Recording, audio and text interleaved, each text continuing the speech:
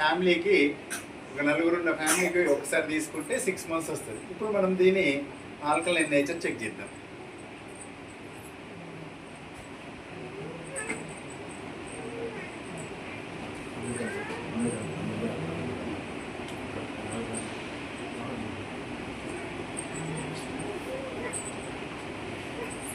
ఇగో ఈ రేంజ్కి వచ్చిందా లేదా?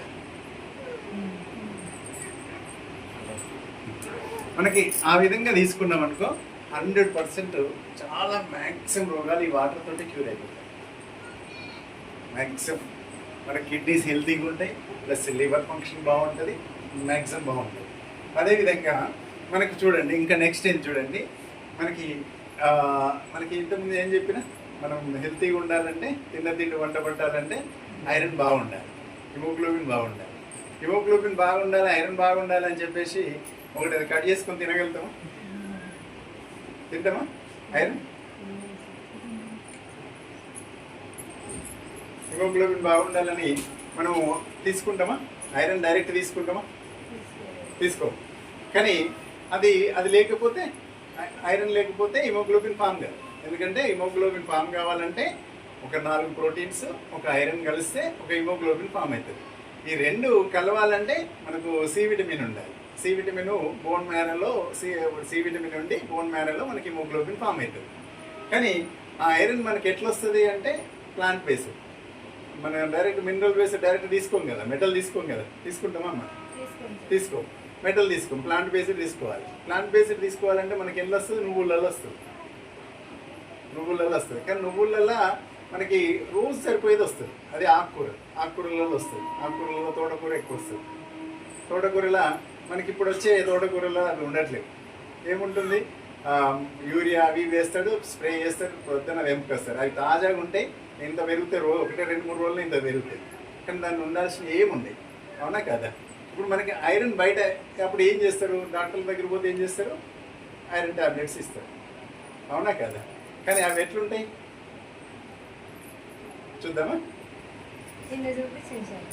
అంటే అందరికి మిగతా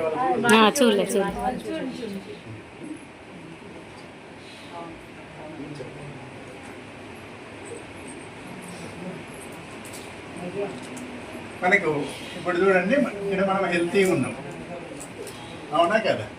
హెల్తీగా ఉన్నాం, డిసీజ్ వచ్చింది. కానీ డిసీజ్ రాని వాళ్ళు ఇప్పుడు ఎవరు లేరు, అవునా కదా? డిసీజ్ వచ్చి మనం మెడికేషన్ వాడుతున్నామా కదా? వాడితే క్యూర్ అవుతున్నాం. క్యూర్ అయ్యి హెల్తీగా పోతున్నాం. ఇక్కడ చేరాలి. చేరుతున్నామా మనం? ఇక్కడికి అవుతాం. ఎందుకు అవుతాం? ఇంతకుముందు మనకి ఈ అలోపతి సిస్టమ్ రాకముందు ఇప్పుడు మనకి హోమియోలో కావచ్చు, ఆయుర్వేదిక్ కావచ్చు, యునానిలో కావచ్చు, ఒకప్పుడు మెడికేషన్ వాడితే హెల్తీగా తయారయ్యేవాళ్ళు, ఇంకా స్ట్రాంగ్ అయ్యేవాళ్ళు. రోగం వచ్చిన ఇంకా మెడికేషన్ వాడితే ఇంకా స్ట్రాంగ్ అయ్యేవాళ్ళు. కానీ ఇప్పుడు స్ట్రాంగ్ కాదు, వీక్ అవుతుంది. మీరు చూడండి, మనం ఇక్కడికి వచ్చినాక క్యూర్ అవుతాం, మళ్ళీ ఆ మెడికేషన్ కంటిన్యూషన్ ఉంటుంది, డిసీజ్కే వస్తాం, అవునా కదా? బీపీ వచ్చిన వాళ్ళు స్ట్రాంగ్ అవుతుందా? డే బై డే వీక్ అవుతారు. షుగర్ వచ్చిన వాళ్ళు, థైరాయిడ్ వచ్చిన వాళ్ళు, ఇవన్నీ డిసీజులు కావు, కానీ మెటబాలిజం వల్ల మనం డ్యామేజ్ అవుతాం, అవునా కదా? అంటే మనం ఎప్పుడు వీడికి చేరుతలేము, కానీ వీడికి చేరుతామా అంటే చేరుతాం. మనం నేచురల్గా మనం క్యూర్ చేసుకుంటే చేరుతాం. దీంట్లో ఇప్పుడు నేను చెప్పిన ఐరన్ ఉంది. ఇప్పుడు ఇది చూడండి, సిప్లా కంపెనీ, సిప్లా కావచ్చు, గ్లాక్స్ కావచ్చు, ఇవైతే ఇంటర్నేషనల్గా ఫేమస్ కంపెనీస్.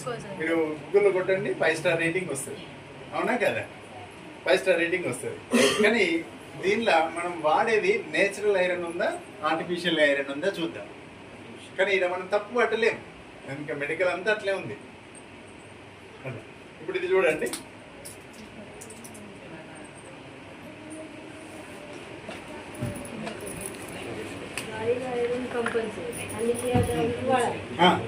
ఇప్పుడు ఎట్లా అంటే మనకు ఫ్యూచర్ లో క్యాన్సర్ రావద్దు, డిసీజులు ఎక్కువ రావద్దంటే ప్రివెన్షన్ ఇంపార్టెంట్. వచ్చాక బాధపడడం కంటే మనకి ఏంటంటే మ్యాక్సిమం బాడీలో పిల్లల కాంచేది పెద్దవాళ్ళ దాకా పొద్దున వాటర్, మార్నింగ్ వాటర్ చాలా ఇంపార్టెంట్.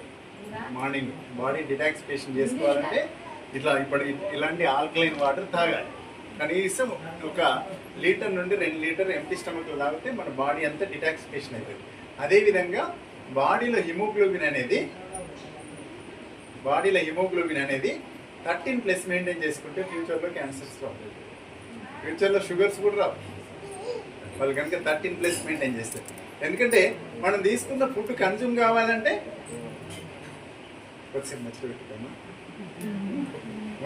మనం తీసుకున్న ఫుడ్ కన్జ్యూమ్ కావాలంటే హిమోగ్లోబిన్ ఉండాలా లేదా? అంటే ప్రతి సెల్కి అది రీచ్ కావాలి. సపోజ్ ఒక సెల్కి రీచ్ కాలేదు అనుకో, ఆ సెల్ ఏమవుతుంది? డెడ్ అవుతుంది, అవునా కదా? ఆ డెడ్ అయినప్పుడు ఏమవుతుంది? సెల్కి రాకపోతేనే మనం వీక్ అయిపోతాం. ఇప్పుడు తలనొప్పి వస్తుంది. ఎందుకు తలనొప్పి వస్తుంది? ఐరన్ తక్కువ ఉన్న వాళ్ళకి ఫస్ట్ తలనొప్పి వస్తుంది. ఎందుకంటే మనం తీసుకున్న ఫుడ్లో 40% ఏమో స్టమక్ తీసుకుంటుంది, ఎందుకంటే ఆ ఫుడ్ని ప్రాసెస్ చేయడానికి. మిగిలిన 20% ఏమో బ్రెయినే తీసుకుంటుంది. చిన్నగా ఉంటుంది, ఎవరు పిరిగడంతో బ్రెయిన్ వాళ్ళకు ఉంటుంది, కానీ ఎనర్జీ తీసుకోవడంలో 20% తీసుకుంటుంది. మిగతా బాడీ తీసుకుంటుంది.